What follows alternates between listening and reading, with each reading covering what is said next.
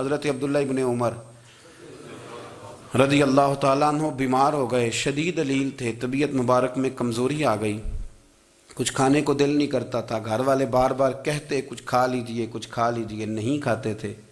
بالآخر حضرت نافع آپ کے غلام تھے، ان سے کہنے لگے کہیں سے مچھلی مل جائے نا تھوڑی سی تو میں کھاؤں گا۔ تو کہتے ہیں میں سارے مدینے میں ڈھونڈتا رہا، مچھلی نہ ملی، اگلے دن بھی ڈھونڈی تو نہ ملی، تیسرے دن بھی ڈھونڈی تو نہ ملی، تو فرمانے لگے یار بس چھوٹی سی خواہش ہے، کوئی فرض نہیں ملتی تو رہنے دے۔ کہتے ہیں چوتھے دن مچھلی مل گئی، میں 1.5 دینار کی مچھلی لایا، لا کے حضرت عبداللہ ابن عمر رضی اللہ تعالیٰ عنہ کے سامنے جو مچھلی رکھی تو آپ نے لقمہ روٹی کا توڑا تھا، مچھلی کو لگانے لگے کہ دروازے پہ فقیر نے آ کے آواز دی کچھ کھانے کو دو۔ تو حضرت عبداللہ ابن عمر نے روک لیا اور ہنسے۔ کئی دفعہ دے ہم بھی دیتے ہیں پر ہمارا چہرہ دیکھنے والا ہوتا ہے، اتنے ہم غصے میں ہوتے ہیں دے دیتے ہیں، لیکن جو تھلوٹیں ہوتی ہیں نا چہرے والی وہ گنی نہیں جاتی۔ ہنسے، فرمایا دیکھو میرا اللہ کتنا کریم ہے، وہ مجھے بچانا چاہتا، اٹھا بار دیا جا کے۔ تو خادم اب حکم کا پابند تھا، وہ لیت اللہ تو کر نہیں سکتا تھا، وہ گیا اور جا کے دے آیا۔ فقیر جب سارے محلے سے آٹا اکٹھا کر لیتے ہیں تو پھر ایک جگہ جا کے بیچتے بھی ہیں۔ دے آیا، وہ 2 گلیاں آگے گزرا تو میں پیچھے دوڑا گیا، میں نے کہا سچ بتا کھانی ہے کہ بیچنی ہے؟ وہ کہنے لگا جو بھی سبب لگ جائے کر جاؤں گا، آپ نے دے جو دی ہے۔ تو کہتا ہے میں نے اسے کہا کہ یہ 1.5 دینار کی میں نے خریدی تھی، اگر تو 2 دینار کی مجھے بیچ دے تو آج کل مچھلی مدینے میں مل نہیں رہی، تو میں اپنے آقا کو دے دوں گا، وہ یہی کھائیں گے، بیمار ہیں۔ تو کہنے لگا جی بسم اللہ، مجھے کیا اعتراض ہے، 2 دینار مل رہے ہیں، 1.5 کی مچھلی، اور 1.5 کی بھی کسی نے نہیں خریدنی تھی، اب تو پک گئی۔ فرماتے میں نے 2 دینار اس کو تھمائے، وہ مچھلی اس سے خریدی اور خرید کر کے میں لایا، لا کے حضرت عبداللہ ابن عمر کے سامنے دوبارہ رکھی۔ تو فرمایا یہ کیسے آ گئی؟ میں نے کہا حضور 1.5 کی خریدی تھی اور پھر فقیر کو دے دی، اب اسی سے میں 2 دینار کی خرید کے لایا ہوں، آپ قبول فرمائیں۔ تو فرمانے لگے تم نے اچھا نہیں کیا، اب اس طرح کرو 2 دینار بھی اسے دے اور مچھلی بھی واپس دے آؤ۔ عرض کی حضور کیوں؟ فرمایا تم نے قرآن نہیں پڑھا؟ حضور پڑھا ہے۔ فرمایا رب فرماتا ہے لن تنالوا البر حتی تنفقوا مما تحبون، تم بھلائی کو اس وقت پہنچو گے جب اپنی پیاری چیز راہ خدا میں خرچ کرو گے۔ امام غزالی نے لکھا ہے، فرمانے لگے دیا، تو وہ حضرت نافع کہتے ہیں میں دینے گیا، دے کے واپس آیا تو کچھ پریشان تھا کیونکہ مجھے بھی 4 دن ہو گئے تھے نا تلاش کرتے، تھوڑی تھوڑی طبیعت میں مایوسی تھی کہ اتنی محنت سے میں نے لایا اور آپ نے واپس کر دی۔ تو حضرت عبداللہ ابن عمر نے مجھے قریب بٹھایا، پھر مجھے تھپکی دی، فرمانے لگے پتر میں نے ویسے بھی کبھی جھوٹ نہیں بولا اور آج کل تو میں ویسے ہی بیمار ہوں، ٹائم ہی نہیں، وقت ہی نہیں، موقع ہی نہیں جھوٹ بولنے کا۔ میں تجھے سچ بتاؤں، مجھے مچھلی کھا کے اتنا سکون نہیں ہونا تھا جتنی اللہ کے راستے میں خیرات کھا کے مجھے سکون ہوا۔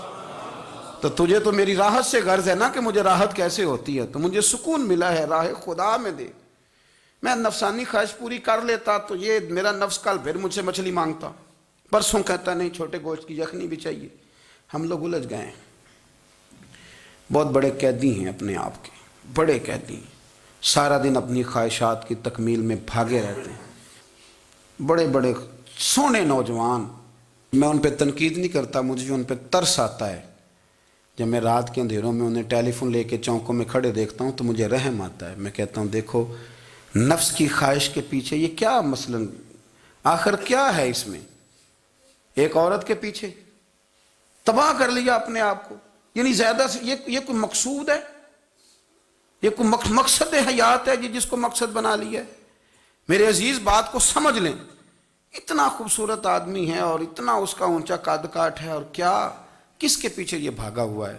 بڑا سمجھدار، دانشور، عقل مند آدمی، ذی روح بندہ، لیکن اس کا سٹیٹس آپ یہ ملاحظہ کریں کہ وہ 20-40 ہزار کی خاطر جھوٹ بولتا ہے، دھوکہ دیتا ہے، فریب اور فراڈ کرتا ہے۔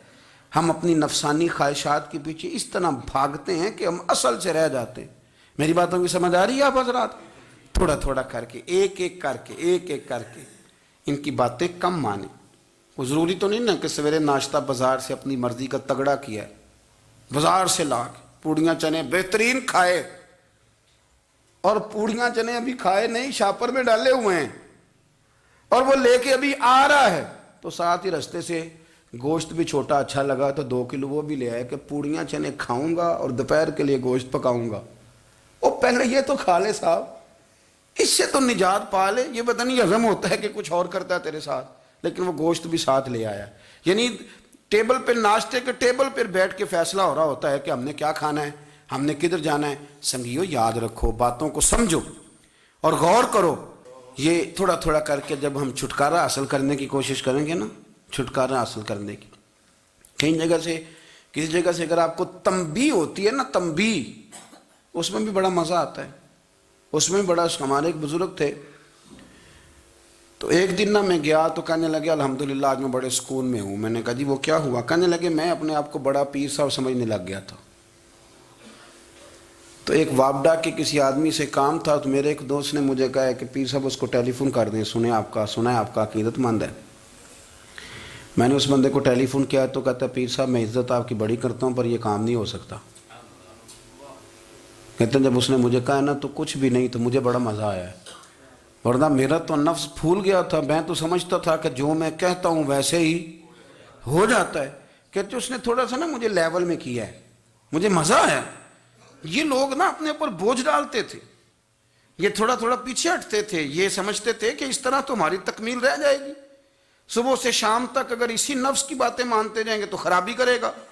دولت کا نشہ ہے بھائی، دولت کٹھی کرنے والا کسی جگہ سیر نہیں ہوتا، حسن کا نشہ ہے، حسن کا نشہ ہے۔ حضرت ابوبکر شبلی رحمۃ اللہ علیہ فرمایا کرتے تھے جو تیری بیٹی کو خوبصورت سمجھ کے اس کے ساتھ نکاح کرنا چاہے اسے بیٹی نہ دینا۔ حضرت جی کیوں؟ فرمایا حسن تو تھوڑے دن کے بعد ختم ہو جائے گا، پھر وہ اس کی قدر نہیں کرے گا، وہ تو کہیں اور منہ مارتا پھرے گا۔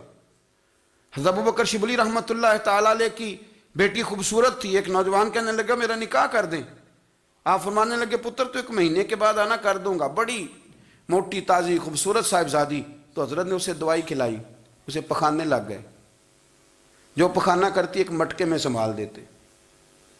تھوڑا وقت گزرا تو وہ ہڈیوں کا پنجر بن گئی، مہینے بھر میں دست اتنے آئے کہ کمزور ہو گئی۔ تو ابوبکر شبلی 1 مہینے کے بعد نوجوان کو بلایا، فرمایا ادھر آ تیرا نکاح کروں۔ بچی دکھائی تو وہ کمزور بستر پہ پڑی، فرمایا شادی کر۔ کہنے لگا اس سے نہیں میں نے کرنی۔ فرمایا یہ وہی ہے؟ کہنے لگا جی نہیں۔ فرمایا تو کہتا تھا مجھے عشق ہے، کدھر گیا تیرا عشق؟ کہنے لگا حضرت صاحب آپ کیسی بات کر رہے ہیں؟ فرمایا ادھر آ۔ پھر وہ مٹکا جس میں گند رکھا تھا وہاں لے گئے، فرمانے لگے تیرا اس کے ساتھ عشق تھا، یہ ہے تیرا عشق۔ فرمایا اسے تو میں 4 دن روٹی کھلاؤں گا پھر تندرست ہو جائے گی، لیکن میں دیکھنا چاہتا تھا کہ تو میری بیٹی سے پیار کرتا ہے یا اس کے چہرے پہ آنے والی کچھ وقت کے لیے سرخی سے پیار کرتا ہے، اس لالی سے پیار کرتا ہے جو جوانی کے وقت بچوں اور بچیوں پہ آتی ہے۔ کس چیز کے دل دادا؟ یعنی کیا مطلب؟ نفس کی غلامی، سراسر غلامی، اور پلٹ پلٹ کے اور بڑے بڑے سیانے بندے چھوٹی سی خواہش کے لیے، بڑا سمجھدار آدمی، بڑا سیانا بندہ۔ میں ایک بڑے بزرگ عالم تھے، میں ایک دفعہ ملنے گا تو پائے پکا رہے تھے، خود پائے پکا رہے تھے، تو وہ بڑے پیار کی بات ہوتی ہے نا جی، تو تامت باندھی ہوئی اور بڑی جناب خستہ حالی، اور وہ پائے پکا رہے ہیں۔ تو میں نے ان سے کہا، میں نے کہا حضرت جی پائے تو کسی اور نے بھی پکا لینے تھے، آپ بخاری لے کے بیٹھتے، چلو میری طرح کا کوئی بندہ آپ سے استفادہ بھی کر لیتا۔ اب پائے آپ لائیں گے، پھر پکائیں گے، پھر آپ کھائیں گے، تو یہ تو 24 گھنٹے آپ کسی کام میں گزر جائیں گے۔ تو یہ ایک چھوٹی سی خواہش کے لیے، میں کسی چیز کو حرام نہیں کہہ رہا، قرآن پاک کی جو آیت پڑھی ہے صرف اس کی تفسیر آپ کے سامنے عرض کر رہا ہوں۔ ہماری خواہشات ماں پالتی ہے، آپ کو نہیں پتا کتنے دکھ سہتی ہے۔ میں ان ماؤں کو جانتا ہوں جو بیٹے کے حصوں کی مار بھی اس کے ابے سے کھاتی ہیں، مار کھاتی ہیں وہ۔ ایک خاتون ایک کان سے سنتا نہیں، میرے پاس ایک دفعہ آئی، کہنے لگی 60 لگ گئی سی، کوئی دعا کر دیں یا کوئی وظیفہ پر، ڈاکٹر کہتے ہیں ٹھیک نہیں ہو سکتے۔ میں نے کہا باجی صحیح بتاؤ مسئلہ کیا ہے؟ کہنے نہیں کچھ بھی نہیں، مسئلہ کیا ہونا ہے، پتر غلط نکل آیا ہے، اس کا باپ روز مارتا ہے، آج میں آگے گئی ہوں تو اس نے ایک تھپڑ میرے کان پہ مار دیے، تو پردہ پھٹ گیا۔ مائیں مار کھاتی ہیں، لیکن وہ پتر جس کو بڑی محنت سے پالا ہے وہ جوان ہوتا ہے تو اماں سے کہتا ہے تجھے چھوڑ دینا ہے، پر جس لڑکی سے میرا ٹیلی فون پہ رابطہ ہے اسے نہیں میں نے چھوڑنا، وہ نہیں چھوڑ سکتی، ہر شے کچل جاتا ہے وہ۔ اماں کبھی لیٹ کے رات کو سوچتی ہے کہ یہ تو میری کل کمائی تھی، میں تو آج بھی اس کے حصے کے تھپڑ اپنی گالوں پہ برداشت کر رہی ہوں، تو یہ کدھر گیا؟ اردشیر نام کا بادشاہ تھا، حضرت محدث ابن الجوزی آج سے کچھ 700 سال پہلے لکھتے ہیں۔ اردشیر بادشاہ بڑا خوبصورت تھا، جوان تھا، بڑا عقل مند تھا۔ اس نے اس طرح کیا کہ قریب کی ساری ریاستوں پہ قبضہ کر لیا۔ بڑا عقل مند زیرک تھا، قبضہ ہو گیا۔ ایک بادشاہ بڑا سخت تھا، اس کے ساتھ جب پنجہ آزمائی ہوئی تو اردشیر کہتا ہے اس پہ میرا قبضہ نہیں ہو رہا تھا، اور جب ہم نے ساری ریاستوں نے مل کے اس پر حملہ کیا تو ایک قلعے کے اندر قلعہ بند ہو گیا۔ اردشیر بڑا خوبصورت آدمی تھا، بڑا سمجھدار تھا، تو وہ بادشاہ قلعہ بند ہو گیا، اس نے کہا نکلنا ہی نہیں۔ اب وہ اندر بند ہے، یک بارگی حملہ کیا تو وہ بڑا قلعہ تھا، اس میں بند ہو گیا۔ اس بادشاہ کی نا جس پر حملہ کیا، اس کی بیٹی اچانک ایک دن قلعے کی دیوار پہ چڑھی تو اردشیر کے حسن و جمال کو دیکھا تو عاشق ہو گئی،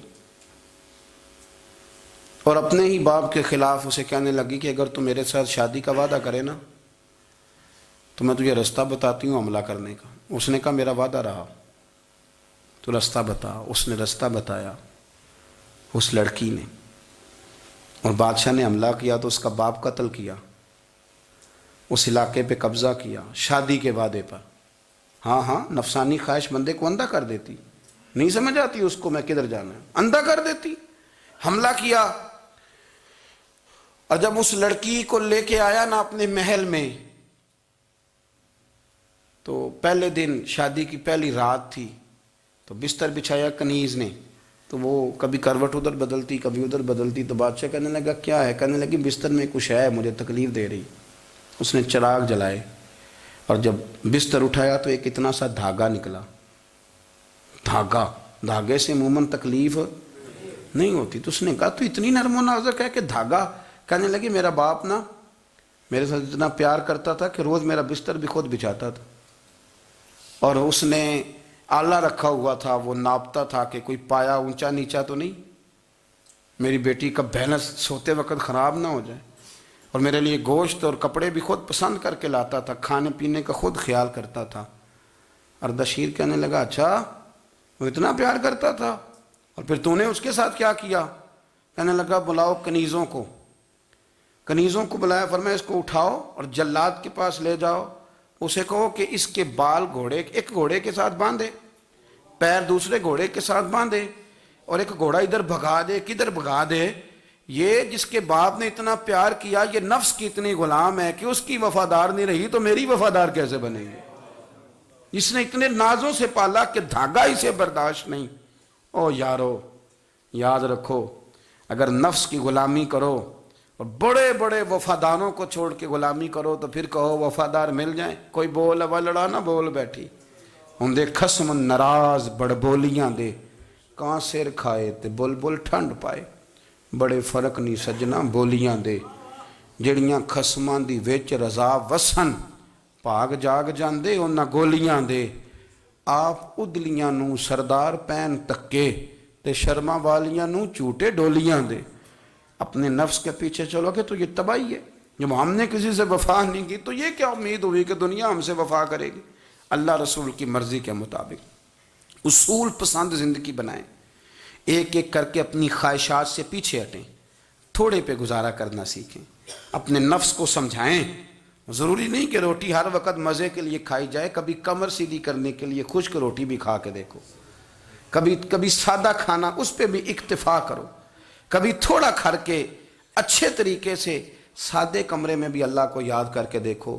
نفس کے پیچھے نہ بھاگیے گا، تباہی کرے گا۔ رب کریم سمجھنے کی توفیق رفیق عطا